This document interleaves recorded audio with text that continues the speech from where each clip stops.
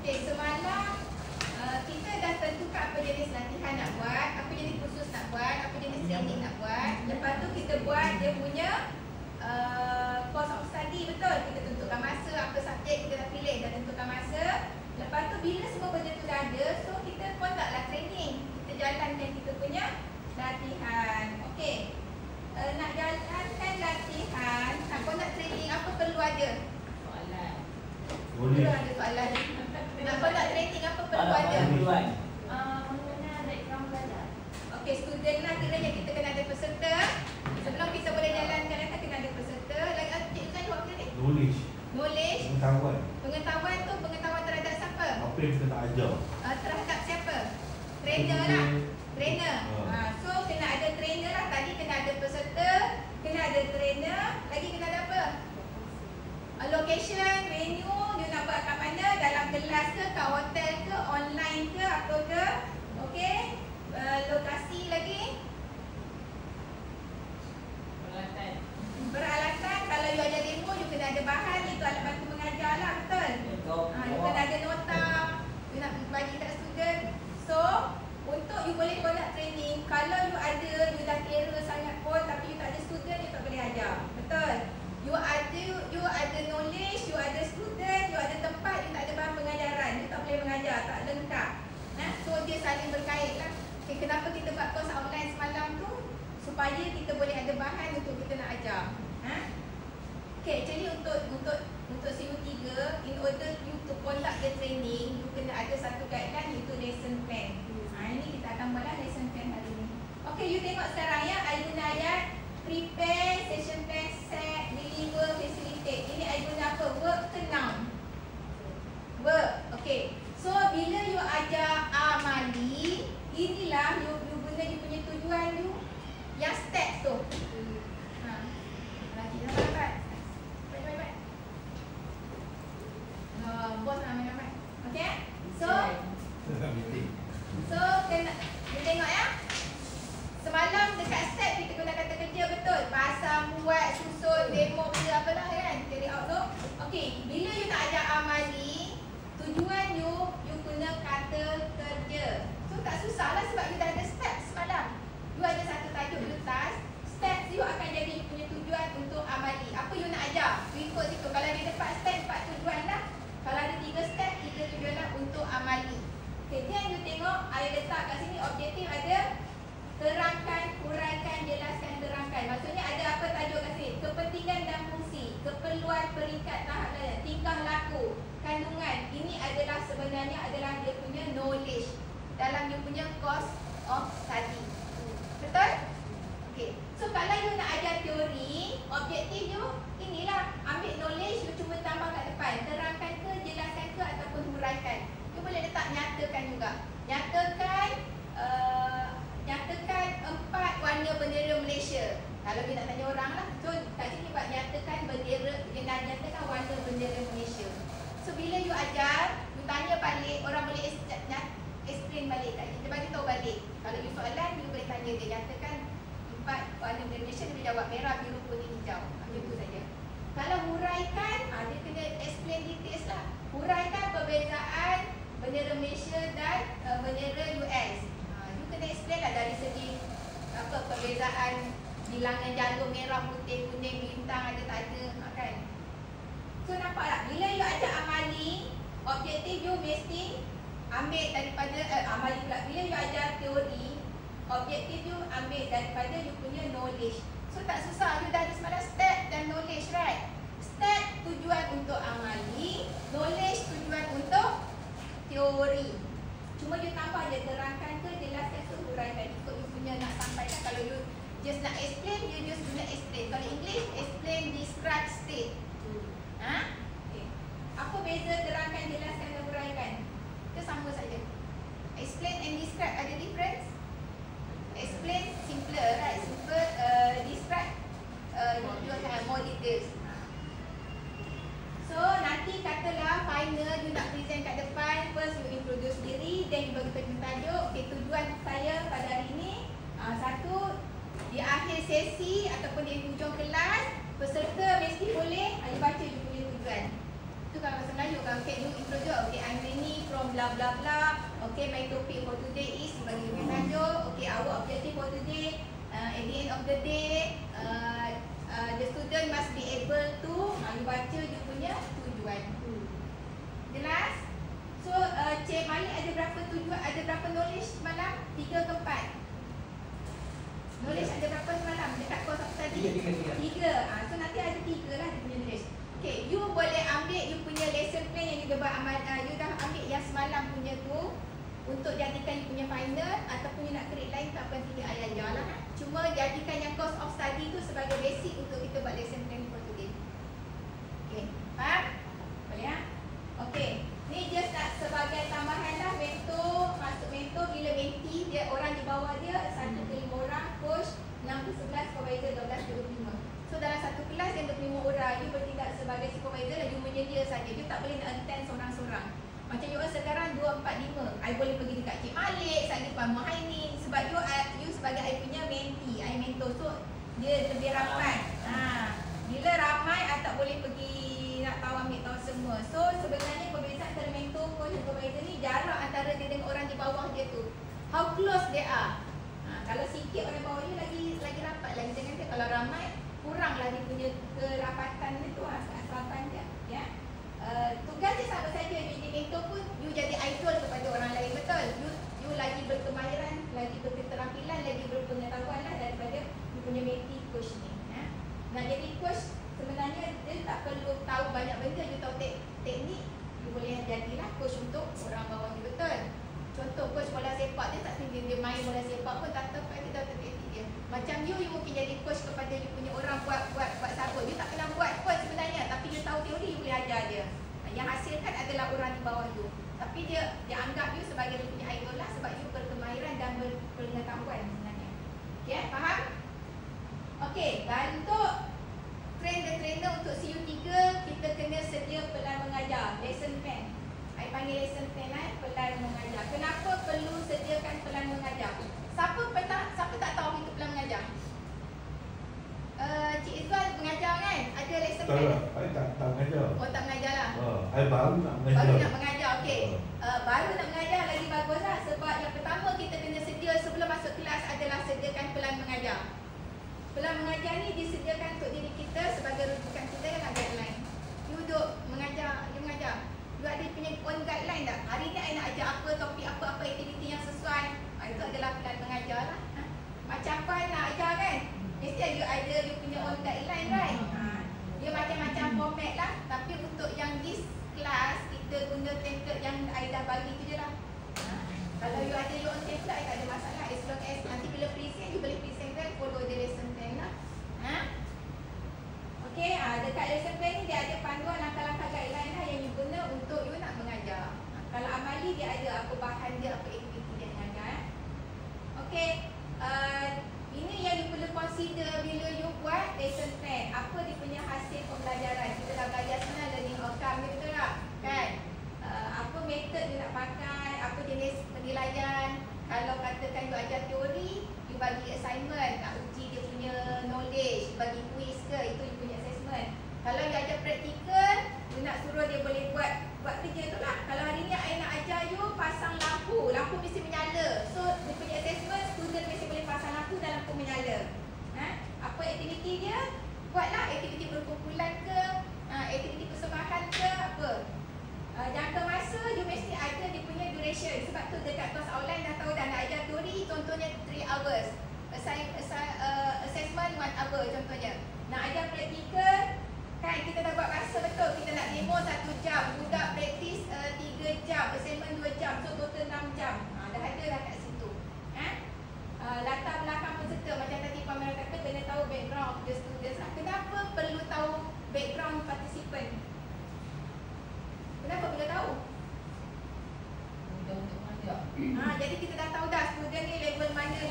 Kalau katakan kelas untuk advance, syarat dia mesti ada basic. Kalau kelas basic, siapa-siapa pun boleh join contohnya. Ataupun kelas you yang umum punya, you buat sabun.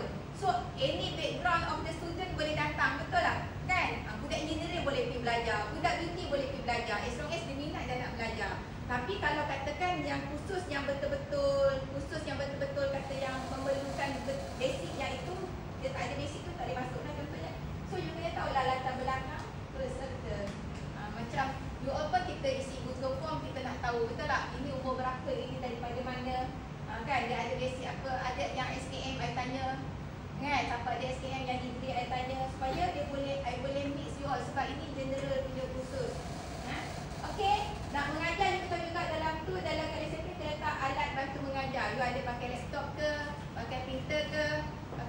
demo pakai sabun benda apa alat batu macam contoh dia nak tunjuk gunting rambut. Apa alat batu mengajar dia? Dia ada Mrs. Steamer contohnya. Tak tahu itu sebagai alat batu mengajar you. Ada kalau selalu biasa mengajar yang paling penting teori dia kena ada slide LCD dengan ada ni lah LCD dengan laptop lah. Itu saja lah. Okey, bila nak mengajar ini perkara pertama yang you all kena tahu. Four step pattern kita panggil. Puan pernah dengar four step pattern? Pernah dengar? Pernah dengar? Dan kita apply lah benda ni sebenarnya.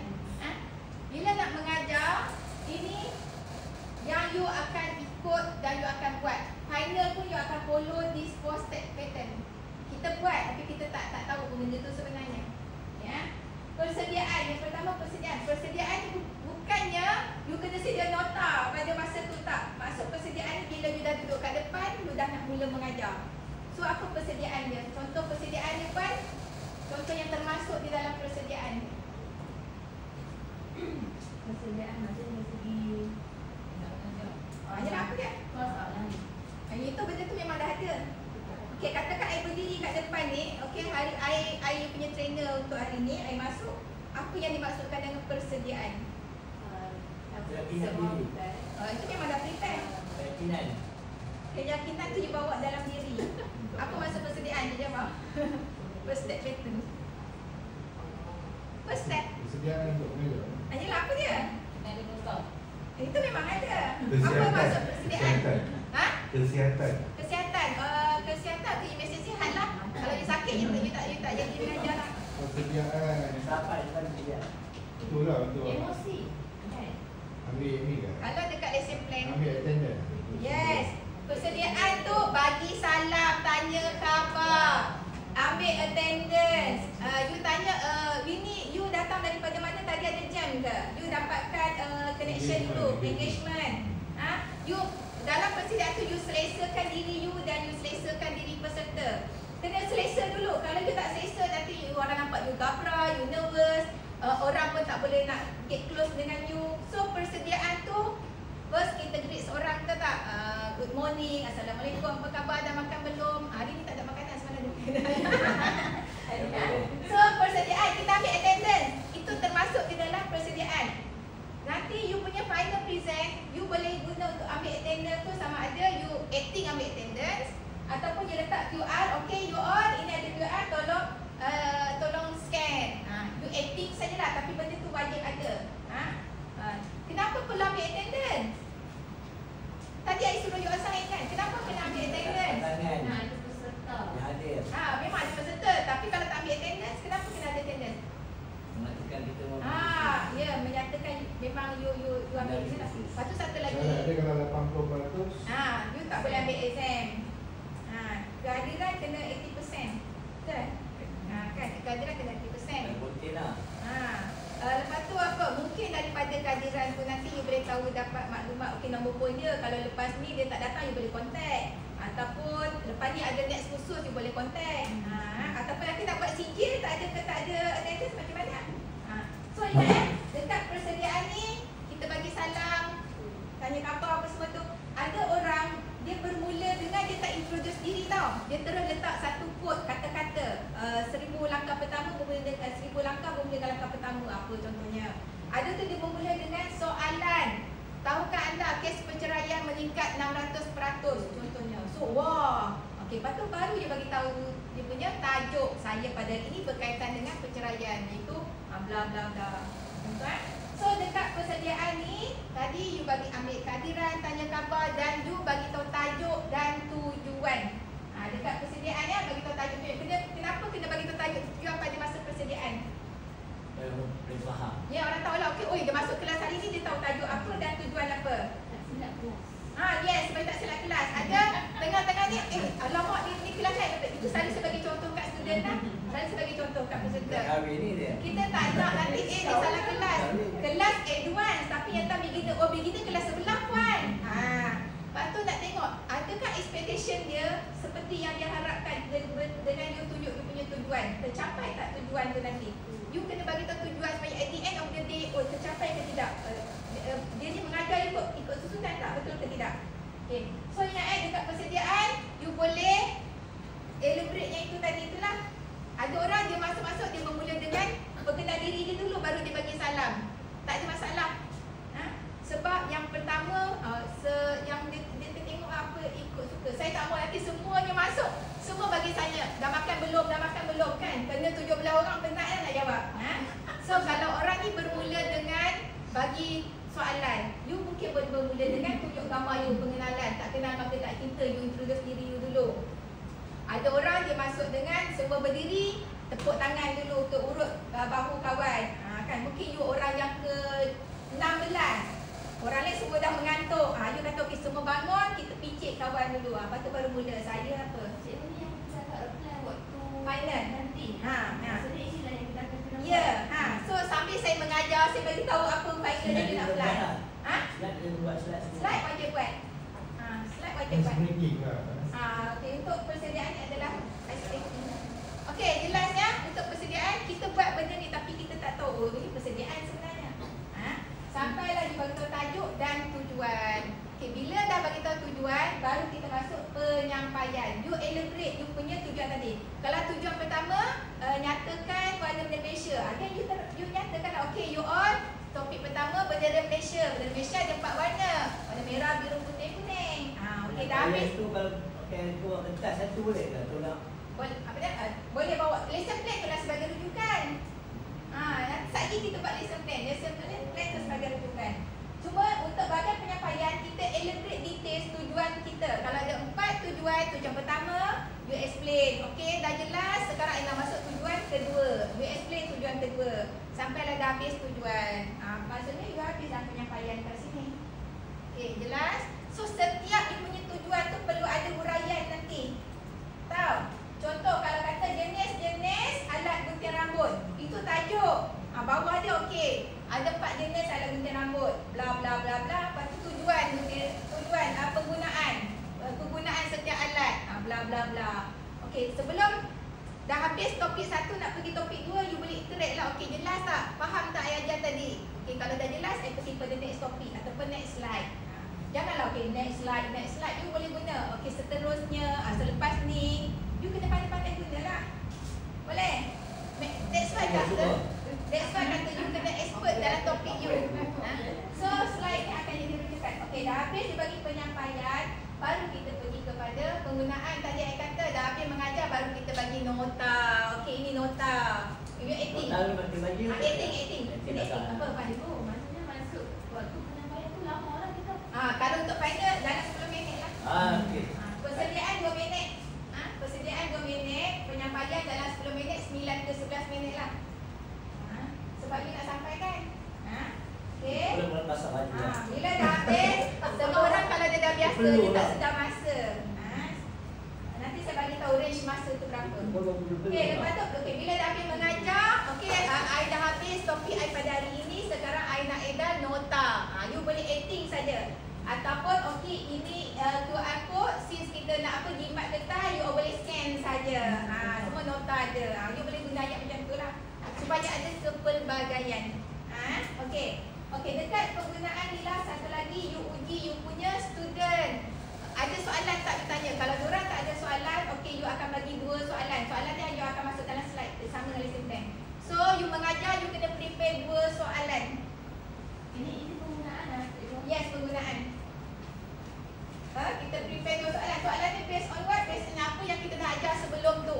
Jangan you tak ajar tapi tiba-tiba you tanya soalan. Okey, contohnya you boleh guna whiteboard. You boleh tadilah you ajar pasal contoh you kata ada 4 jenis alat dalam gunting rambut. Okey, alat pertama gunting. Okey, you boleh tulis gunting. Alat kedua pisau contohnya. Sampailah alat kelima klik contohnya. Lepas tu you biar je ayat ni kat sini. You dah terang. Okey, dah semua dah habis kan? Okey, I ada soalan.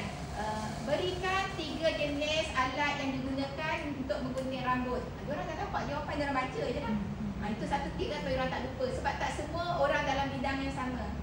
Ataupun you tekankan suara. Kan I sudah cakap kan, ni I ulang banyak kali ni masuk kan, supaya student alert. Boleh ha? Okey, penggunaan ni sekejap sajalah dalam, sebab penggunaan dengan pengesahan I akan combine masa. Pengesahan ni selalu bila kita habis mengajar, kita akan bagi ujian ataupun bagi test. Okay, so you boleh cakap semua dah faham, dah jelas. Sebelum I habis I punya sesi, sekarang I nak edar soalan dah untuk you jawab. 18 saja. Ada 10 soalan objektif, tolong jawab, nanti I kutip balik. Ataupun you boleh kata ini QR code, tolong scan untuk evaluation pada hari ini lah. Cukup kan? Bukan tugasan. Sekarang kita tugasan dah tak boleh bagi masa ni sebab tugas-tugasan dibawa balik rumah. Yang untuk pengesahan ni yang dijawab pada masa ini. Oh, jadi penggunaan tu 2 soalan je. 2 soalan tu untuk uji sama ada dia faham tak faham. Yang penting ni masa pengesahan ni. Inilah dibagi latihan pada dalam kelas. Dibagi test. Dibagi kuis kau kan, ada kuis 10 soalan kau dah jawab sekarang. Macam tu. Jadi maksudnya nota lah itu. Yes, yang ni nota dan you tanya verbal untuk dia faham. Yang pengesahan ni seorang-seorang jawab. Pengesahan ni berapa soalan kita bagi? Bergantung lah ikut masa. Kalau katakan dulu kan kita tugasan kan, sekarang tak bagi tugasan tu. Bagilah latihan apa ke yang dijawab pada masa tu. Kalau you ada amali pada masa ni lah you bagi dia punya lab sheet untuk dia buat kerja dia. Ini ada panduan, you jawab dalam masa 3 jam. Kalau tadi you demo 1 jam kan, sekarang dia kena jawab dalam masa 3 jam. So you kena tunggu, you kutip balik dan dia ada checklist, you kena semak. Tu kalau amali. Kalau teori you cakap je lah nak bagi evaluation form ke, nak bagi apa tugasan ke. Kalau macam saya, contohnya sebab buka ke mata buka bawa boleh tunjuk. Kenapa? Macam selamatan, PPE. Boleh bawa tak sini? Boleh. Tengok tajuk lah. Ya, macam saya tool meter. Boleh tu je. Kalau tu lagi kita nak tengok. Boleh bayar sikit. Nak tengok. Boleh. Bingung. Meter dah. Okey. So the last step untuk ni post-it pattern persediaan penyampaian dengan pengesahan. Selalunya persediaan katakan persediaan I bagi katakan 3 minit. Penyampaian penggunaan katakan 10 minit dan 13 minit. Pengesahan editing saja 2 minit ataupun persediaan 2 minit. Dia lebih kurang lah persediaan 2 minit. Selalunya kita tak intro lama-lama. Intro lama-lama dia macam tak masuk topik. Intro jangan lama-lama sangat. Persediaan katakan 2 minit. Penyampaian 9 ke 11 minit. Ini penggunaan dengan pengesahan total katakan ini 3 minit. Contohlah so range dia lebih kurang nanti kita kena tambah sendiri lah. Kalau kat sini 10 minit ada lebih. Dia 15 minit. Ada nama. Dia plus minus 2. Maksudnya kalau kurang 13 minit, paling lama 17 minit. Tapi saya kalau 15 minit saya dah buat macam ni lah. Saya tak mau lama-lama. Kita akan jaga masa bagi tahu. Kenapa kena tepati masa? Saya waktu setiap. Supaya satu kita tak ambil masa orang. Satu lagi kita dah tetap 15 minit 5 minit dah kenapa dah lebih. Kalau seronok sangat pun kan ada banyak soal jawab, you boleh kata tak apa, kita PM tepi. Jumpa selepas ni. So make sure you boleh habiskan benda ni lah. So jangan drag. Bawa lemak kita di bawah ya. Nak boleh kan. Alat itu alat bantu belajar je lah. Jangan apa yang kita ajar. Bergantung apa ajar. Tu lah tengok nanti you boleh tajuk apa. So okey post-it pattern jelas? Boleh. Puan boleh apa? Boleh tak? Kalau saya cuba. Okey, alright. Okey, ini contoh-contoh bila kita mengajar, ada beberapa jenis peserta yang attend kelas kita. Ini Puan dah pernah dengar? Ya, boleh? Boleh terang? Okey. Ada dalam kita boleh kumpulkan pada 4 kategori lah. Ada kategori prisoner, vocational, ada student, ada graduate. Prisoner ni maksudnya you attend kelas macam terpaksa, bos suruh pergi training. Jadi dia rasa terpenjara, tak seronok kan, nak bagi idea pemalas kan, orang layan tak layan. Okey, dia rasa terkurung. You sendiri, bukan Eva yang turun kan? You sendiri. Okey, ada ni dia pergi khusus pergi training macam dia pergi bercuti, vacation. Dia seronok lah. Pergi makan 6 kali sehari, duduk hotel Dia free. kerja dia ni. Pergi khusus training. saja. Ya betul, pergi khusus saja. Ada. Ada free nak makan, nak relax. Jadi semua. Ada hotel free. Ada tak? Saya pernah pergi. Kalau marah kan, Macam orang sama je. dia kena nak bulan redang 2 minggu. So dia bukan nak pergi untuk attend sangat. Dia nak pergi bercuti. Okey, ada. Team building. So dia masuk kelas pun dengar tak dengar je, tapi dia tak mengganggu sangat lah. Dia tak mengganggu sangat. As long as dia wujud, okey lah. Kalau kita tanya pun dia still boleh jawab lagi lah. Sebab dia seronok. Okay. Ada yang attend sebab sebagai student. Walaupun dia PhD sekalipun, dia masuk kelas, dia kosongkan dia punya otak, dia anggap dia nak belajar. Kat sini semuanya dah well known dan masing-masing ada bidang masing-masing. Dia masuk kat sini sebab dia rasa ada sesuatu yang dia nak belajar. So, ada yang bertindak sebagai student. Ni dia tak tahu, dia tanya. Trainer tanya, dia boleh jawab. Kalau tak tahu, dia cakap dia tak tahu. Sebagai student lah. Sebagai student, masa kita student dulu macam mana? So, ada yang bila you bagi training kat sini, ada yang macam tu. So, you boleh, kalau dia banyak tanya, you jawab sajalah. Sebab dia assume dia student. Okey, ada yang bertindak sebagai graduate. Maksudnya dia dah terror, dia dah pro, dia datang mungkin nak tengok you punya weakness. Ataupun dia dah tahu dah, alah, Puan lepas ni mesti slide ni. Dia dah graduate, dia dah grade, dia dah biasa, dia dah tahu dah. Tak nak ulang. Dia datang nak uji. Nak uji, yes. So, kata nak tengok you punya weakness. Kita benar kan pergi satu kursus, kita dah tahu benda tu. Tapi kita tak katalah kita tahu. Kita nak tengok apa pembaharuan dia, apa benda yang baru. Adakah betul dia ngajar ikut yang buku yang dia baca contohnya. Kan sedangkan kita dah baca buku tu, kita dah tahu. Itu sajalah. So tak ada masalah. Apa sebenarnya? Kadang-kadang bagus dalam kelas you ada graduate. Kenapa? I suka sebenarnya orang yang graduate masuk kelas I. Orang yang dah expert. Sebab dia boleh bantu I assist student lain. Kan? Tadi kan I suruh Pemuan ni, dia bantu Cik Malik sebab dia dah 2 kali attend kelas saya. Kan? So saya assume dia dah grad. So bila kawan ajar kawan ajar kawan lagi faham daripada trainer nak ajar you. Kadang-kadang the level of the trainer tu tinggi. Dia tinggi. Macam contoh Cik Razali tinggi dia punya level kan. So dia assume dia mengajar orang yang memang dah ada background dalam SKM. Okay, kalau saya attend kursus dia should be okay lah, senang lah. Boleh pick up lah. Bila dia dah ajar yang lain punya bukan bidang, dia akan tapi dia expect you sama macam dia. Bila kan sama juga I pun ni senang je tak tahu I dah marah kan. Tapi I suruh orang yang okey untuk ajar, you boleh faham. Macam Bini, I kata Ko, kalau you tak tahu you tanya Bini. Contoh Bini you tak tahu you tanya Ko sebab you punya way sama. So take advantage lah ada student yang grad datang kelas you. Jangan salahkan dia. Tu belum lagi ajar orang yang apa ni okey you tak benar. Saya biasa mengajar lepas tu dia apa yang kita suruh dia yang colour blind. Colour blind buat wiring masalah. Sebenarnya colour blind ambil wiring tapi colour blind. Tapi dia punya pandangan. Ada satu student dia punya pandangan. Orang ni pandangan atas, dia punya pandangan bawah. Dia terbalik.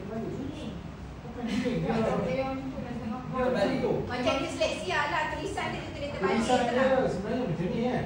Tapi dia boleh nampak macam ni. Disleksia kot setengah orang. Disleksia. Ya. Okey, ini dalam JPK dia ada written instructional material, bahan pengajaran bertulis, ada 5 benda lah, tapi kita tak buat lainnya, kita buat 2 saja pelan mengajar. Tapi sekarang JPK pun dah tak panggil PM, dipanggil PBDP ke. Bahan BDP, bahan pengajaran dan pembelajaran. Saya rasa dia balik kepada yang lama punya ni. Bahan pengajaran dan pembelajaran. BPDP. Ini dah sejak PDMP. Dia ada P kat depan, bahan pengajaran penyiaran. Yang ni bahan pengajaran bertulis. Yang lama bahan pengajaran bertulis ni. Tapi saya masuk dekat sebab ini slide lama, saya tak ambil. Kalau dia fikir inilah, you pergi dekat pusat bertauliah, you nampak dia kertas colour kuning, itu mengumpulkan pelan mengajar. Tapi rasa yang jumpa bahan pengajaran bertulis tu sangat salah. Sebab apa? Konsep JPK ni adalah instructional. Sebab instructional lah kita jadikan task yang ada apa active.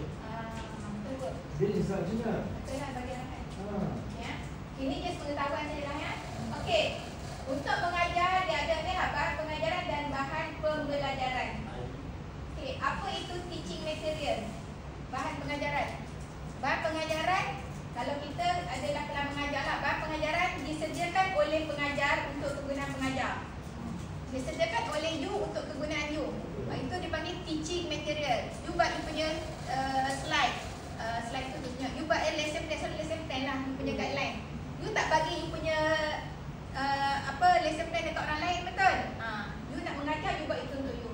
So, bab pengajaran, teaching material, selalunya pelan mengajar lah, kita buat untuk kegunaan kita. Kalau bahan pembelajaran, learning material, nota, kertas assignment, fact sheet, itu kita buat untuk kegunaan student. Kita buat untuk kegunaan student, dia panggil learning material, bahan pembelajaran. Dia bagi nota dekat email student kan.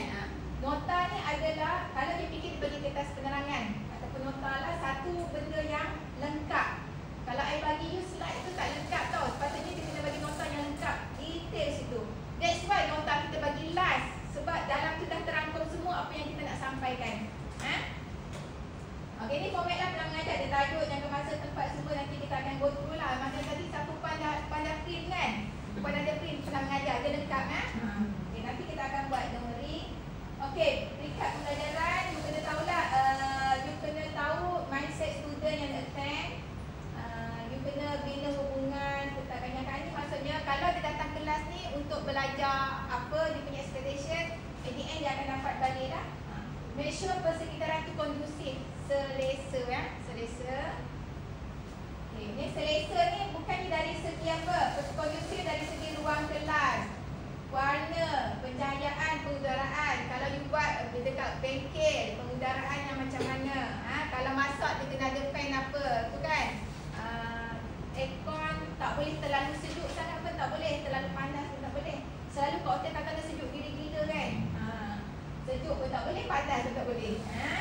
Dia kalau boleh selesa lah, teruskan mesti. Warna mungkin kalau kelas yang macam ni dia nak terang. Kalau dia ajar kelas urutan dia nak warna yang malam, itu mungkin kondusif bagi dia lah. Tak, itu nak mengubut baru nak malam. Yelah, nak mengajar kena buka lah. Kena buka lah. Tapi masa dia urut tu kondusif dia adalah malam. Tak semestinya terang itu satu kondusif saja. So, ada lagi yang lain, fisiologi, psikologi, emosi ni termasuk dalam kondusif juga. Dia kena mungkin sosio budaya dekat Semenanjung tak sama dengan dekat Sabah Sarawak contohnya. Apa peralatan yang nak guna masa mengajar macam tadi lah, Cik Malik kata boleh ke nak bawa barang ni, boleh saja untuk tunjuk ataupun untuk guna. Ada barang teori you tunjuk untuk tentukan dia punya kegunaan ataupun fungsi. Bila amali you guna. So kondusif ni masa kita pergi mengajar di Polin.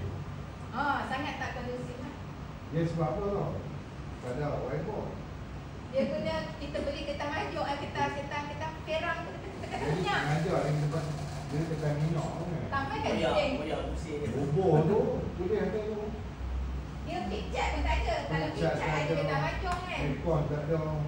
Malas. Oh, Ni buat program.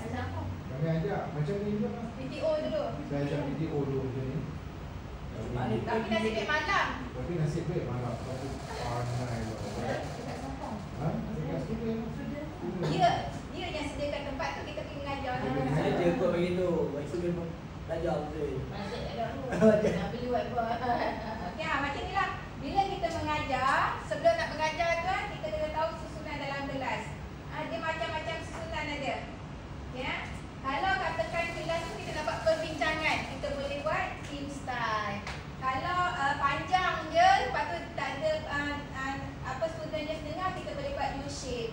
Kalau yang kelas ramai, just lecture sahaja, kita boleh guna theater ataupun auditorium style. Banyak ni single round, ini classroom. Kat sini kita pakai style classroom lah. Apa lagi ya? Banyak lah. Okey, kenapa perlu tahu susunan dalam kelas? Kenapa you kena tahu susunan dalam kelas? Based on what? Based on student lah. Number of students. Bilangan student lagi? Yes, activity. Kalau macam ni, just activity mengajar satu ala sajalah. Tak boleh nak buat demo sebab ruang tak cukup.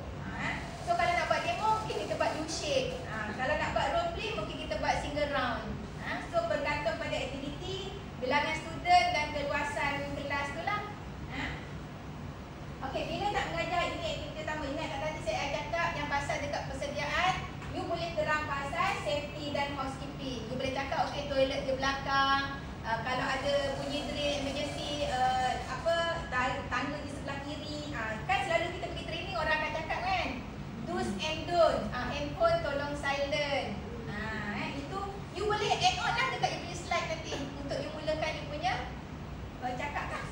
punya topik. So setengah orang 2 minit tu macam lama tau, dia tak tahu cakap apa. So dia apa sesuai. You boleh buat ice breaking. You boleh terang sikit pasal diri you lebih sikit, ada pengalaman berapa lama supaya orang tahulah you ada pengalaman.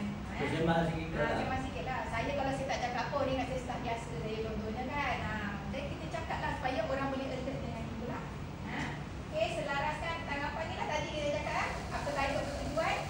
Dan bagi tahu lah keseluruhan. Dia boleh cakap apa kepentingan kelas nanti di ujung apa kebaikan pada dia. Kenapa you ambil khusus ini? Kan? Kenapa hari ni I nak ajar pasal ni? Supaya di ujung nanti keluar sini you boleh buat apa. You boleh bagi tahu lah. Dengan cedera kita nak. Okey, tadi tu yang persediaan lah. Okey, sekarang penyampaian. You menyampaikan you punya kandungan. Okey, ini yang kita kena consider bila you nak menyampaikan you punya presentation lah. First, bahasa tubuh. Bahasa tubuh apa? Apa contoh dia dalam bahasa tubuh? Body language. Contoh. Yes, eye contact. Eye contact kena pandang. I tak boleh pandang you berdua saja. I kena tengok juga. Kalau eye contact maksudnya pandang mata, tapi setengah orang dia tak berani pandang mata, dia tengok dahi. Betul? Dia tengok dahi. Dia tengok aras atas sikit lah. Malu. Malu. Setengah orang tu bukan dia trainer yang pandang dia, peserta yang pandang trainer. Trainer pula kena pandang ke lain. Ada macam tu kan? Ada. So, make sure bahasa tubuh you ni sesuai lah. Elakkan seluk poket. Walaupun you nervous, setengah orang nervous dia seluk poket kan? Nak hilangkan dia punya nervous. Jangan terlalu kerak sangat seluk poket, jangan lama sangat. Ada orang apa lagi? Tangan janganlah macam ni. Pegang pen untuk hilang nervous. Tangan tak pergi 15 minit mengajar macam ni je. Bila you macam ni, you nampak you tak confident. You peluk tubuh Tangan janganlah ke belakang macam ni pula. Macam YB melawat kawasan pula kan. So sesuai lah. Dia sebenarnya bila kita buka, maksud lagi open kita terhadap kita punya audience. Kalau macam ni maksudnya dia sempit sikit. So pergerakan, kalau you tahu bahasa tubuh sebenarnya banyak penggunaan dia lah okay, bahasa tubuh. Bahasa kat sini language. Kalau you punya lesson plan English, you kena present in English lah. Slide you in English tu. Kalau slide lesson plan dalam bahasa Melayu, gunalah bahasa Melayu. Ikut selesa lah. Cuma bahasa Chinese je tak boleh guna. Dia ada dua saja Malay dan English ni. Okey, boleh untuk bahasa selesa tak ada masalah. Lontaran suara. Janganlah saya ni pemalu kan. Nama saya ini daripada mula sampai habis. Sekian, terima kasih. Orang pun tak tahu apa yang cakap kena lontarkan suara ataupun benda penting you tinggikan supaya orang alert. Janganlah tinggi tak turun-turun. Kena pandai main bahasa. Nanti yang penilaian tu berapa orang? Seorang sahaja. Ya. Jangan. You anggap dia macam student juga. Tapi dalam kelas tu aku semua berapa orang? 17. 18. You 17, you seorang. Student 17 akan tengok dengan Dia suara tak apa penilaian. penilaian dia. Dia ni sama kita lebih lima. Lebih kurang 20 orang lah. Lebih kurang 20 orang. Saya tak kacau dah. Saya cuma kacau bila masa terlalu lama saya akan stop. Kalau anda kata lah 15 minit. Kita akan ada punya alarm nanti kalau Sebab sudah cakap kan? Tak habis lagi pun lah sekali macam mana? pandai-pandai lah habis kan. Kan kita dah tahu dah topik kat mana. Jadi lagi 2 minit boleh lah pun. Sikit. Alarm bunyi akan bunyi. Alarm bunyi masa ke-14. Maksud dia ada 1 minit extra Okey lagi. dah. Maknanya masih kurang. Bila alarm dah bunyi 1 minit extra ada lagi, dah lebih lagi, then you have to stop lah. Dia akan mengganggu masa. Tambah pula batch ni ramai. Sebelum ni tak ramai, tak ada masalah. Bila batch ramai nanti dia drag. Elok ambil 5.30 ke 6.30, you dah buang masa orang. Lagi pun masing-masing mesti nak balik awal. Ada orang di atas ni. Yes, betul. Tunggu habis. Mula-mula kita akan jawab teori dulu. Teori 30 minit je. Teori 30 minit, habis teori baru presentation seorang. Teori tu betul-betul dulu lah tak boleh. Tak boleh. Kena seorang-seorang. Tak, saya akan bagi try-test. Ke OMR. Amal sini lah. Apa? Ambil giliran nak present. Nanti saya akan bagi list. You all yang decide lah mana. Saya tak decide. You all dah selenda masing-masing pandai lah. Okay. Saya akan bagi je list. First come first serve. Tapi saya akan tengok siapa yang confident saya akan letak first. Selalu orang pertama saya tak akan letak yang agak tak ada experience lah. Sebab orang pertama akan bagi impact kepada orang seterusnya. Sama juga orang pertama yang dah biasa lah. Sebab Itu boleh lah, ajar. kalau you rasa you so-so, you duduk kat di tengah-tengah lah. So bila I bagi list, cepat-cepat lah isi.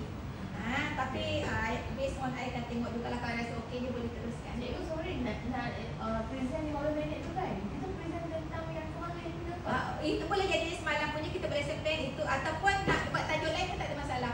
Lain lah. Tapi kena ikut format. Buat format lesson plan. Ikut. Buat format lesson plan saja. Yang lain tak payah buat pada awal. Yang Semalam I ajar just macam mana nak guna benda untuk masuk dalam lesson plan. Once you dah tahu lesson plan tu, apa topik pun you boleh masuk. Nanti perbincangan dekat elektrik je. Ya, takkan dah nak ajar benda lain pula. Okey, Dalam atom dia nak telefon kau. Kesediaan boleh je kalau satu bidang. Kesediaan. Kesediaan maksudnya you bersedia. Bersedia apa maksud bersedia kat sini? Tadi dah ada persediaan dah kan. Ini maksud kesediaan dan readiness apa? Readiness dari segi apa? Dari segi you sendiri. You mesti expert apa yang nak ajar. Sebab tu kata pilih satu topik yang you expert. Kalau slide terbalik pun you dah tahu dah. Kalau slide tiba-tiba padam, you dah tahu dah apa nak cakap. Tahu tak? Kalau I kata macam ni, you dah tahu dah nak end dia macam mana supaya tak nampak you tergesa-gesa. I tahu kat mana I nak stop. Sebab I dah tahu apa nak cakap. So you pun that's why kata you kena ada readiness dalam diri. Kalau I buat macam ni tangan, oh ni dah kena stop. Apa ayat yang I boleh guna untuk I stop I punya presentation. Janganlah kita expert illiterate, kita pergi bagi pasal bekam. Contohnya itu bukan bidang you. Kalau illiterate, mechanical, aircon, satu bidang tak ada masalah. You boleh? Ini maksud you expert. That's why tanya you bidang apa. You expert, you ajar yang you expert. Sebab 15 minit saja. 15 minit. 15 minit saja. Minit labur tu. Okay, next dulu. Bila kita nak present, ada you mesti tahu macam mana nak overcome you punya stage fear. Contoh you macam mana you overcome you punya stage fear. Yang nervous rasa gugup macam mana? Apa you overcome? How to overcome? Tarik nafas. Tarik nafas betul tak lepas. Okay, macam mana? Kan you tak nervous, you okay saja you boleh present. You tak nervous Kita suruh nervous lah. Postgraduate. Guna essential oil untuk calm. See? Nanti ada dia punya cara dia. Apa essential oil apa untuk calm? Lavender boleh. Nanti Amal tak satu foto sini tu. Pasir sekali ya, Pasir nanti beli lah. Untuk overcome kan, nak relax. You boleh guna untuk supaya orang boleh dengar cakap you. Ada 17 people going to present kan. Dia bagi sikit-sikit. Okey, satu botol berapa you jual? RM10. Satu mahal. Dah murah lah. Dia bawa titik-titik. Itu bagaimana itu satu cara untuk overcome. Ada orang macam mana overcome? Macam mana apa lagi cara nak overcome? Itu yang tadi seluk pokek, pegang pen. Tapi dia kata lebih gerak. Yes, practice dulu. That's why kita buat pra. Ada orang malam tu dia dah practice depan cermin dah apa cakap. Pergi ada tujuh hati orang kan. Saya rasa kenal dia tu. Dia suruh bagi untuk Bos, sikit. bos saya suruh pergi. Dululah tahun 90 kan. Dia kata go to the school. Go and meet the Student. cikgu. Ada 25 cikgu je. You go and discuss kan. When I go there, ada 700 student tunggu saya. Nak bagi saya cakap. Tunggu naik the stage and give the talk. Masa tu saya ingat darah tak ada satu badan. Then another thing, dia kata saya, you go, dia ada meeting di KL. You go to RTM, kan? Go to RTM radio tu. You go, apa dia ada timur apa? Kan? Pergi kat sana, baru nak buat soalan. Kan? We have to create a question and give to the DJ kan. Then baru dia akan ask you. Tapi itu tak orang tak nampak. To my first experience. Tapi orang tak nampak. Itu memang tu pun tak ada darah juga. Tetapi bila kita nervous, suara kita orang tahu Ah. Suara kita orang tahu. Orang boleh tahu kan. That's why kita kena practice dulu. Kalau kita memang suara kita bergetar, orang tahu kan. Because dia akan tanya Ada cara nak overcome untuk suara supaya tak bergetar. Suara, voice tak ada. Yang calm tadi tu lah. Bila you calm, automatically suara you akan okay. Ada orang dia pakai high heel untuk lagi confident. So saya kadang-kadang saya pakai high heel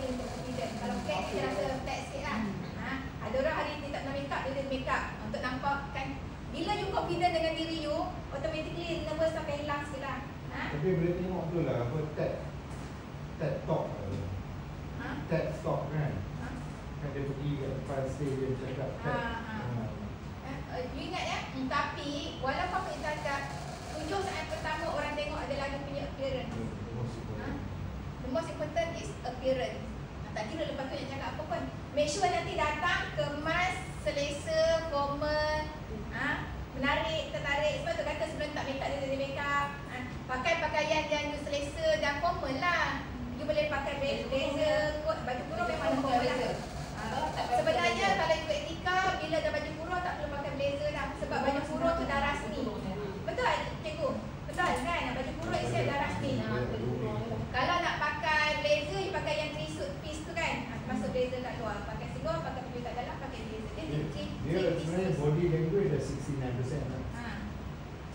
Kalau yang tu betul. Yang lelaki dia okey. Pakai lah tu pakai kemeja, pakai slap, pakai kasut, pakai smart lah. Ada yang ada pakai tie, ada pakai sebenarnya markah lah, pakai coat. Bila you macam tu, orang tak bagi markah pun, kita yang nak mendengar bagi kita lebih daripada peserta ni lah. Ada chef dia pakai baju chef. Itu dia kata pakai yang rasmi dia, kan? Tapi janganlah kita pakai yang rasmi kita ikut selesa lah. Jadi I selesa macam ni, appearance you well look lah kiranya. Boleh boleh Mencari pula. kalau skirt, make sure skirt bawah lutut. You can wear skirt tapi bawah lutut. Lepas tu kalau sleeveless, you taruhlah blazer. Okey, penggunaan multimedia make sure boleh lah guna. Tapi semalam saya kata semua akan sambung kat sini lah. Tapi at least laser pointer tahu nak guna. Ini saya dah ajar, ini next, ini previous, ini dia nak stop. Okey. Selalu event kan selalu kan macam ni. Tahu tak Jafar? Kan kita tak boleh membelakangkan ni. So boleh pun tak boleh belakang. betul. So you tutup kan, you tutup, you boleh lalu, lepas tu you busaklah balik. Lepas tu janganlah gerak sangat tulis tunjuk belakang kan. Tak elok. You cuba tutup kat sini, you tulis sikit. Kan? Janganlah asyik tulis je. Lepas tu janganlah. Sebab tu kata you kena expert ya. Slide you nak cakap apa, you tengok dan you dah tahu dah. Jangan asyik pandang je ke sini. You tengok okey topik ni apa you nak sampaikan, you sampaikan. Janganlah statik saja kat sini macam tadi I bergerak kat depan. Baju belang-belang yang dia. Kenapa? Dia ganggu mata. Sebab tu orang present selalu dia pakainya plain. Plain. Yes, betul. 3 colours pun dah lebih. Sebenarnya 2 colours. 2 colours ideal. Jangan banyak sangat colour serabut. Satu kali tu mungkin kat kasut boleh lah. Kan? Kan sikit orang tak nampak. Tapi atas bawah Atas bawah. Bagi sedap mata. Okey, tahu kot saya masing-masing tahu okey, multimedia. Okey, teknik. Macam pun kau pakai 2 colour kan, hijau dengan tu. So jangan dunia dia tak hijau kat situ. Sebenarnya saya pun 2 colour juga. Kasut saya pun 1. Saya sama kasut 2. Dia 2 tu elok 3 maksimum. Betul kan? Jangan banyak sangat. Saya kira orang tak tengok juga, tak tengok apa yang sampaikan tapi betul baju belang-belang. Sebab tu dah pakai baju kosong dia tak beza dengan tuan. Okey, ini teknik dalam penyampaian. Actually banyak teknik berbelas teknik bila you nak present. Tapi untuk CTT dia ada 6 lah. Pertama lecture, syarahan. Syarahan ni lebih pada teacher centered. Maksudnya you mengajar kat depan, orang lain dengar saja. Kalau role play lebih kepada student centered. Maksudnya peserta yang banyak aktiviti, you sebagai dia punya you monitor sajalah, dipantau saja, you sebagai tengok saja. Itu dipanggil student centered. Dan dua saja. Student dengan teacher centered. Berpusat pada siapa? Macam you all sekarang berpusat pada I mengajar, you dengar saja kan. Ada soalan you tanya, ataupun I tanya you jawab. You boleh buat kelas role play. Untuk buat siapa you guna kaedah role play. Dia acting, dia berlakon, melibatkan emosi ke apa. Tiba-tiba buat ini daripada tak tenang jadi tenang. Dia boleh berlakon kat situ. Role play, case study yang you masuk kelas, you bagilah macam tadi I cakap kan. Kes perceraian meningkat disebabkan apa, dah ada fakta, you suruh student you cari info dan dia present kat depan. Itu case study. Sebenarnya ini untuk mendapatkan output yang you nak sampaikan. Tapi you tak sampaikan, you suruh student you cari. At the end of the day, dia dapat dia punya result dia sampaikan. Dia bergantung pada topik. Student centered ke teacher centered? Mana bagus? bagi Student I belajar sendiri ke ataupun ada guru? Ada guru lah. Apa benda pun saya guru. dia sebenarnya walaupun student, walaupun you bagi case study, you bagi soalan, sebenarnya cikgu tu dah tahu dah jawapan dia. Dia suruh student cari untuk student tu berusaha dan nak tengok match tak jawapan dia. Kalau asyik cikgu dia bercakap, mencari dan memberi, student tak buat apa pula. That's why I suruh juga you buat assignment tu kan. Okay, demonstrasi. Yang ni I rasa you memang you buat lah bila you buat praktikal. Demonstrasi kita kena demo dulu dan orang ikut. Ini selalu untuk kelas praktikal nak memudahkan pemahaman. Kita buat demonstrasi. Cikgu, kalau student center tu maksudnya role play, amali. SL PBL, problem based learning tu student centered. CBE. Case study pun student centered. Dia selalu teacher centered yang lecture je selalunya lah, lecture je. Selain pada tu Tapi kalau kita ikut negara barat ni dia lebih student centered.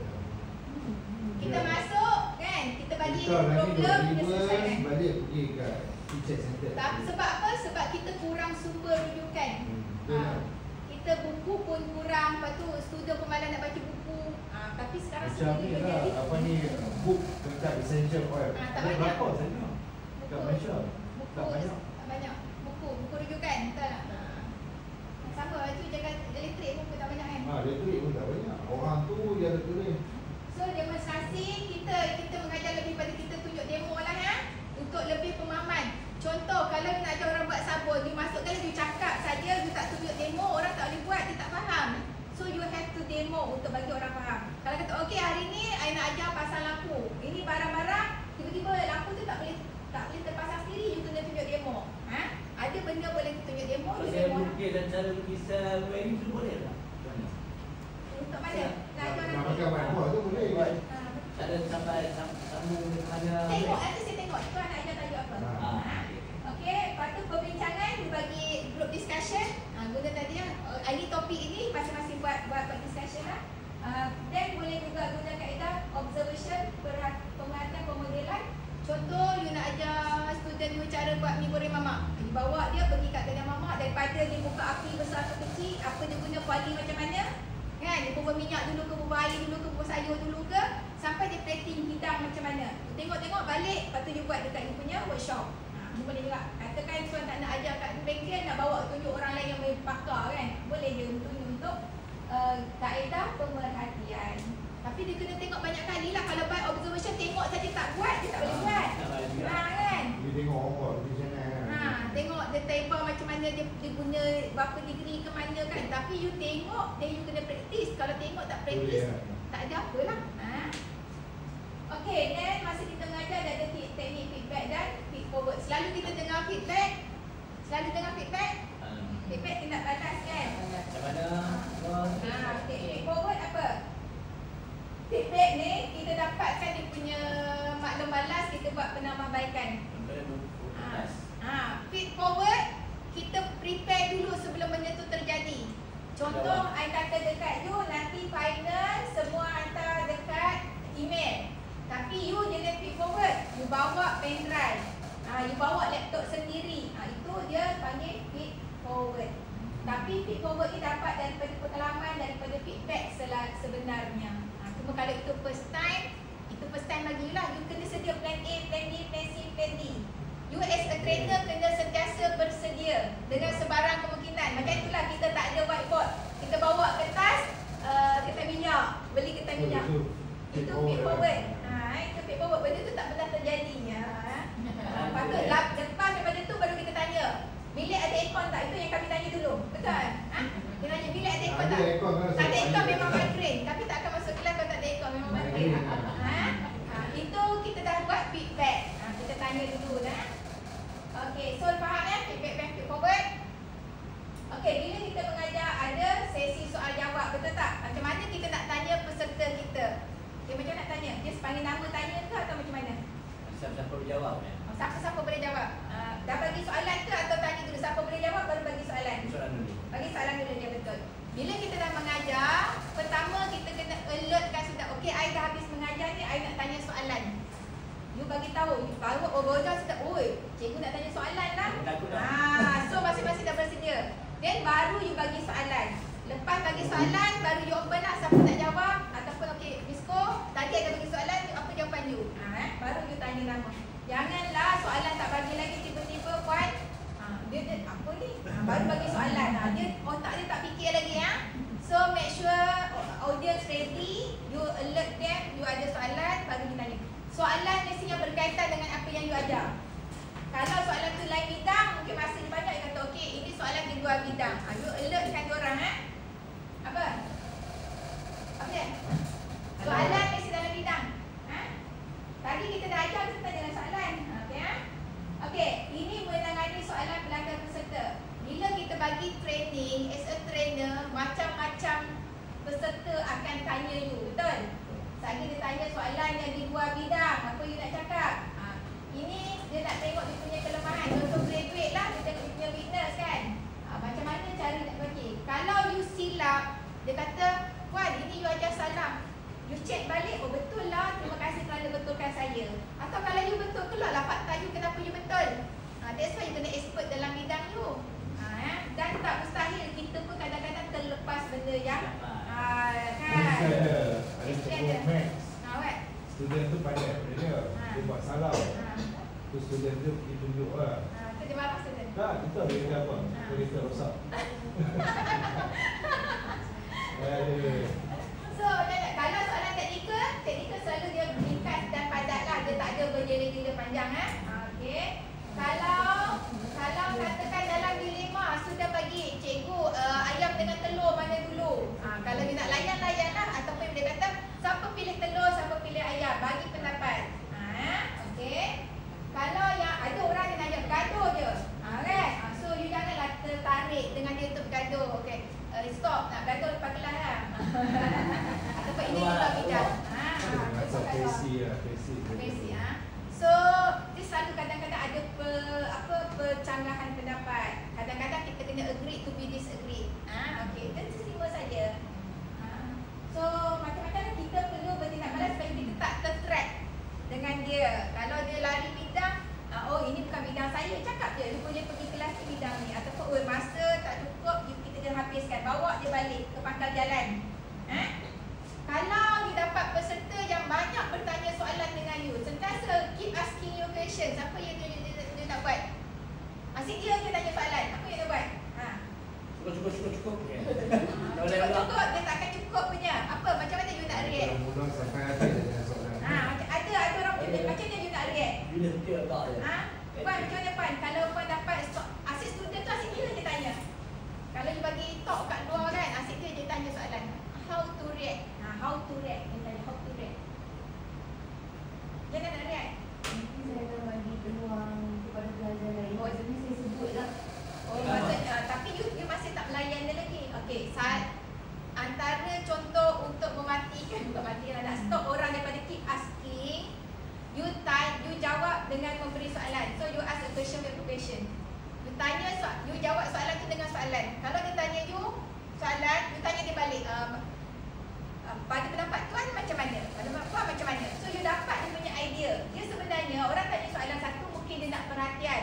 Satu, dia nak jawapan dia didengari. Once you dah tanya, dia menjawab, dia sepatutnya dah okey dah. Lepas tu? Hati lah. Hati lah. Kan? Lepas tu, okey, baru kita open. Okey, lepas tu bagi soalan. Itu tu bagi tu. Apa? Tanya dia balik soalan. Selalu kita pergi jumpa dengan jabatan kerajaan ni kan. Pergi kita taruh. Pergi nak minta projek. Kita taruh lagi. Kena taruh tu lah yang kalau kita dengar, orang tu yang akan tolong kita. Kalau yang kita bagi kata-kata manis tu, Jangan harap lah. Jangan harap lah bagi kata manis. yang bagi kata manis tu, dia aiskrim tu semua kan. So dia itulah, kadang-kadang dia nak dengari kan. Dia jawab soalan dengan soalan supaya dia boleh jawab. Lepas tu okey lah. Tapi you alert dengan orang nanti. You kena bersedia dengan memberi jawapan. Tapi you tak boleh layan dia selalu sebab orang lain nanti macam tak dapat perhatian. Pandai-pandailah kita conquer the situation lah. Okay, so you kena bijak lah nak handle. Okay, bila kita mengajar, kita kena involvekan peserta. Kena libatkan peserta, kena involvekan peserta. So tadi persekitaran kondusif, dia ada juga persekitaran inklusif. Inklusif maksudnya mana student lemah dengan student yang bagus, you kena macam nak mixkan dia supaya student ni tak rasa isolate ataupun terasing. Ada student yang OKU contohnya, ada student yang sakit, dia tak rasa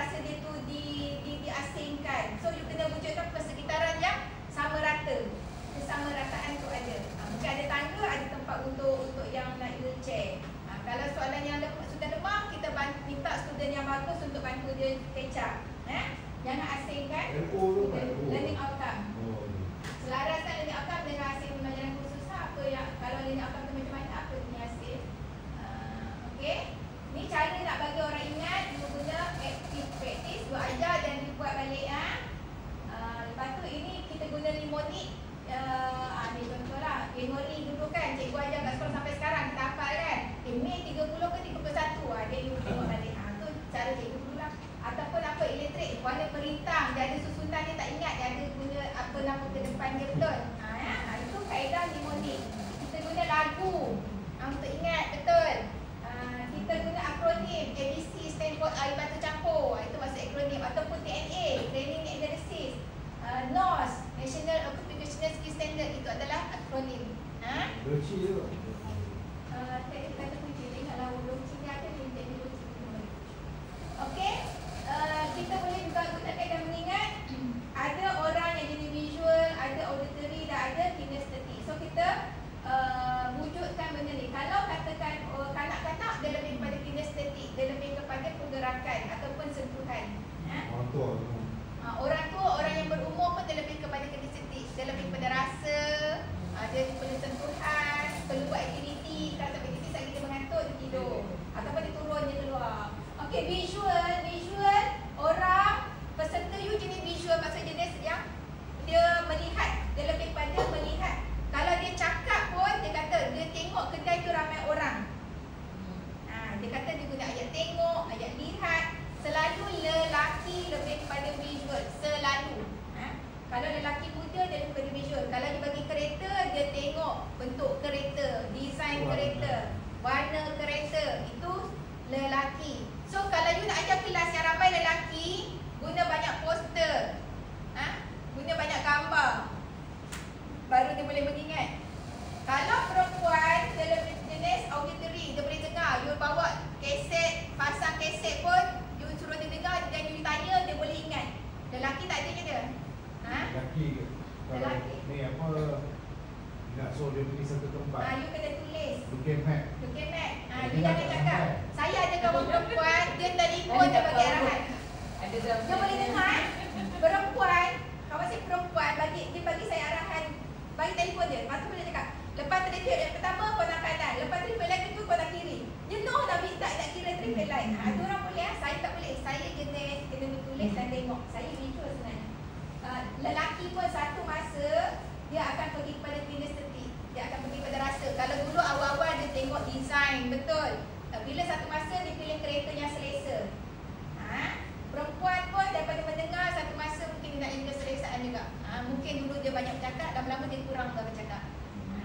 Okay, so you kena kenal who's your audience. Audience you jenis macam mana.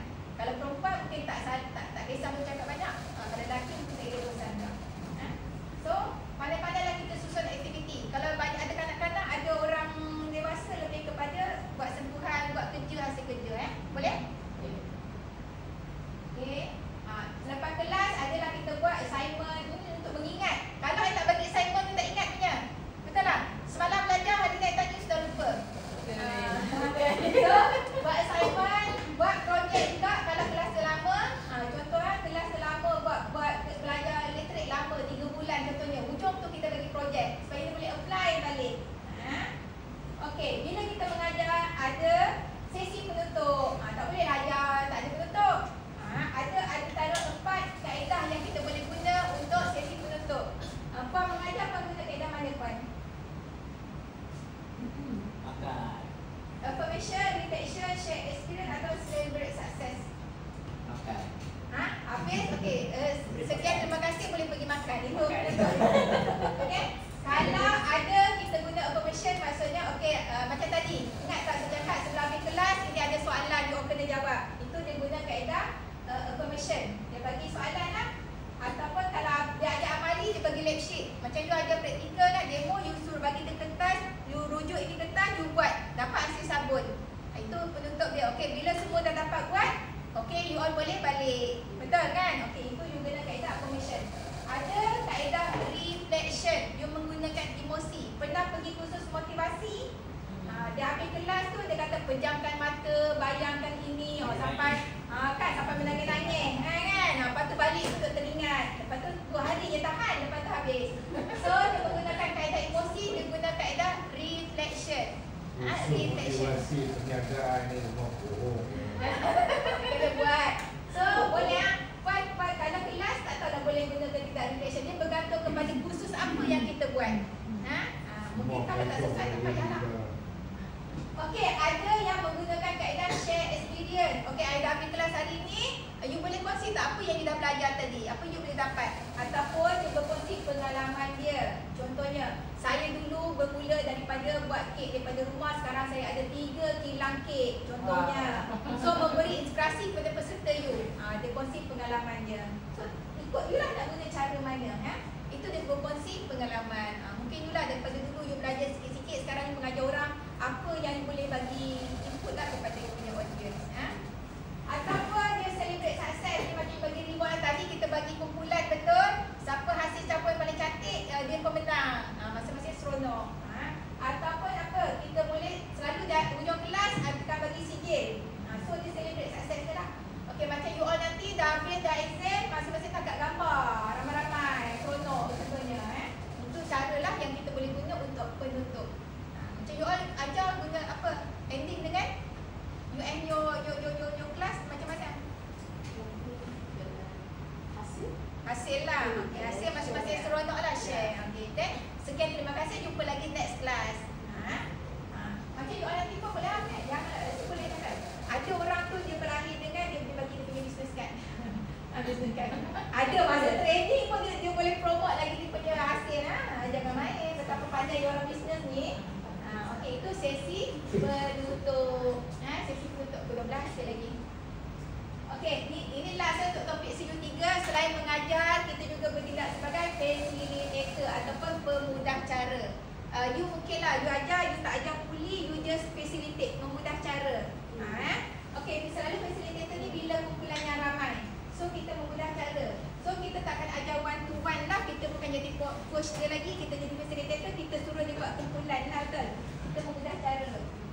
So, kalau ada peserta yang tinggal laku dia mencabar, tadilah you nak guna you punya sebagai PC, macam mana nak kontrol, nak mengurus dari kumpulan. Okay, you sampaikanlah you bimbing you punya kumpulan untuk mencapai apa hasil pada hari itu. Kalau hasil dia untuk hasilkan lampu yang menyala, macam mana you guide dia supaya peserta tu boleh buat dapat hasil tu. So dia ada fasa dia lah. Satu fasa pembentukan, storming, norming, performing. Ini dah last Mula-mula kita kan, kalau ramai-ramai mungkin tak kenal each other. So kita make sure dia calm dulu, kenal each other, dah okey dah semua. Lepas tu kita buat sesi ice breaking. Lepas ice breaking kita pilih ketua. Ketua tu akan control the situation. Sampai last, you make sure setiap kumpulan ni berada dalam keadaan yang stable. Tak adalah terlalu senyap, terlalu bising. Selalu kadang-kadang kita pergi kursus team building, ada bising yang kumpulan tu terlalu bising atau kumpulan terlalu senyap. So tugas facilitator dia kena balance kan, supaya tak ada yang terlalu aktif dan tak ada terlalu bising. Okay, macam mana? Kita kena tahulah student kita, peserta kita tu jenis divergent ataupun convergent. Dalam ramai-ramai ni kita boleh identify ataupun kita buat test, kita ni divergent ke convergent. Divergent orang yang apa? Yang dia berfikir secara menggunakan banyak imajinasi, idea dia terlalu kreatif. Convergent dia fikir logik. Logik lalas tak buat kerja. Yang ni berfikir dia berfikir apa? Di luar kotak, dia kreatif sikitlah. Moni apa yang ada? Divergent, tajuk divergent. Dia suruh dia lompat ikut jalan dia tak berfikir secara logik, dia ikut hati dia je. Kalau harimau kejar tu, ada lompat pun dia terus masuk. Masuk saja, dia tak fikir kaki patah ke sakit ke tak. Kalau orang logik dia fikir nak lompat ke tidak. Ataupun ada orang yang lateral thinking, dia berfikir dulu, dia fikir di luar kotak. Dia extra sikit lah daripada ini. Betul, kita ni ada semua ada setengah-setengah ni. Okay, satu lagi kita jenis ni lah, introvert, extrovert. Satu lagi kalau you 50-50, dia akan jadi ambivert. You boleh buat test, you introvert ke extrovert. Kalau I buat test banyak ambivert, dia akan 50-50. adalah ambivert. Maksudnya asal dulu dia introvert, dah lama-lama bila dia terpaksa berdepan dengan orang, bercakap dengan orang, dia ada sifat extrovert kat situ. Tapi tak terlalu menonjol. Dia boleh pergi makan seorang dan dia boleh duduk dalam kumpulan. Bila buat test, dia ambivert. Cik Malik, kita pilih mana? Extrovert? Pergi shopping. Saya seorang itu. Seorang-seorang pada dia. Pergi shopping dia suka pergi seorang. Saya seorang. Saya seorang. Cik Jaafar kena peneman. Ya tak. Saya seorang itu. Yang banyak seorang je. Saya boleh makan seorang, saya boleh pergi shopping seorang. Minyak balik. Kan? Setengah orang dia tak boleh ya. Dia tengok walaupun kedai tu tak ada orang, dia tak boleh masuk makan seorang. Ada orang macam tu. Dia perlu diteman. Maksudnya dia memang extrovert. Yang penting ada ni je. Benar duit. Saya Saya ada duit. Ada duit sebelum jalan. Kan? Senang tak tengok wayang kan makan. Kan? Nanti yang penting. Ada tak jadi apa kan? Penting. Ya, kalau bawa wanita dia pergi shopping. Malam sampai. Tak, lambat. I tak macam tu. Besok ada kelebek. Kalau tradisional daripada keluar dia tak ambil. Saya tak. Saya tak. Ini I baca lah. Saya macam tu. Saya macam tu. Kan? Kalau you bawa kat mall, dia pusing 10 kedai dalam tu, keluar tak beli apa. Kalau lelaki dia masuk situ, dia tuju, dia ambil, dia bayar, dia keluar. Kan? Selalu macam tu Lepas tu kalau lelaki, sakit dia tinggal perempuan tu, dia boleh kan? Jangan nak tu. Jangan nak. Jangan nak kan? Pergi shopping. Baik pergi tempat lain bawa anak kan? Tengok wayang tu lupa, wayang dah habis, dia tak habis lagi shopping. Balik, baju, tudung tak beli lagi. Lepas tu balik dia teringat, kenapa lah tak pergi ni. Ya? So, macam-macam orang. Ada orang yang jadi people oriented. Dia lebih kepada hubungan kawan-kawan, sekerja. Kalau I kata, begini, I nak bagi you naik pangkat lah, ada extra gaji. You akan tanya, kau dapat tak? Dia lebih kepada orang lah, rakan sekerja, adil. Okay, kalau ada kenduri dekat rumah, dia akan buat OT, dia pergi kenduri itu lagi. Ada orang yang task oriented, dia lebih pada kerja. Ada kenduri sebelah rumah, jangan datang OT hari Ahad. Dia boleh datang kerja lagi. Ini task oriented. So, you nak ambil kerja orang yang macam mana? Kita sebagai bos, kita tak identify lah staff kita tu dia macam mana. Ataupun kita ni macam mana dan kita boleh absorb dengan orang kerja yang macam mana. Okay, so habislah untuk kita punya CU3. Cik Malik pun dah menguap. Astagfirullahalazim. Okay, sampai untuk CU3 ada soalan? CU3 lebih kepada you nak conduct, you nak jalankan lebih training daripada sebelum, semasa dan selepas. Ada banyak teknik mengajar, you boleh pilih mana yang sesuai. You boleh study sendiri semua banyak benda yang you boleh apply. Yang penting macam mana you nak control diri you untuk you boleh present kat depan. Okay, jelas? Cerita pasal online training dengan remote online. Perbezaan dia tu. Banyak orang silap. Orang ingat online training ni adalah yang apa? Tengok. Online kita buka komputer, buat Zoom, cikgu mengajar, itu adalah online. Sebenarnya bukan. Online kita belajar online is tak ada cikgu. Conduct by a system. Remote online baru betul, kena ada cikgu yang mengajar. Kadang-kadang lagi faham. Kadang-kadang orang dah pukul dia cakap online training. Online actually tak ada cikgu. Kan you put the notes inside the video, all that, macam Google Classroom lah. Kalau remote online, betul, baru ada teacher. So macam mana sebut online class? Online class tu maksudnya dia ada sistem macam Google Classroom. Yang ada sistem lah. Kita masuk dalam video, ada nota, everything. Apa tu online? Itu online. Kalau remote online baru ada cikgu. Macam saya tu buat lah, remote lah. You nak buat belum mengajar Zoom tu, baru ada baru online lah, baru remote online. Remote online. Yes. Kalau online sebab ada diri dia lah. Yes. Dia self learning lah. Kita bagi sumber semua ni ikut sendiri lah. Ada video. Katakan saya bagi video yang you belajar sendiri tu tanpa saya ada kat situ juga. I bagi contoh, saya pun akan buat video rakaman. Video rakaman. Kalau buat bagi dia saya buat je. Bila habis video rakaman tu tengok, mungkin dia jawab soalan, dia buat Terus buat dia. Dia macam senang nampak. So kalau student contohnya dia nak belajar topik sejarah kan. So kita suruh dia bayar lah baru kita bagi link tu kan. Sudah aku ada dah semua video. Yes. Tapi without guidance from the lecturer pada masa secara tu live lah. tu tak ada lah. Tak ada lah. Dia ada video yang cikgu mengajar kita boleh masuk link kan. Tapi dia tak dapat Tak ada bantuan. interaction. Interaction Tak ada interaction. interaction. Macam sebelum ni you belajar tu remote online lah sebab masih ada pengajar, ada soal jawab pada tu you tak faham you boleh tanya. Jadi you tak faham you kena kat cari sendiri lah kat situ.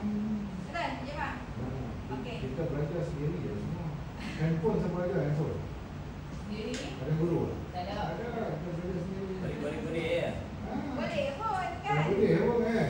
Masalah fikir pula. Dia bila benda tu ada, boleh je sebenarnya. Macam dia balik benda tu ada tapi tak puas sebab ada orang nak buat. Lepas ni suruh buat saja boleh I kan? dulu macam cik balik. Ya, I dah cakap kat dia.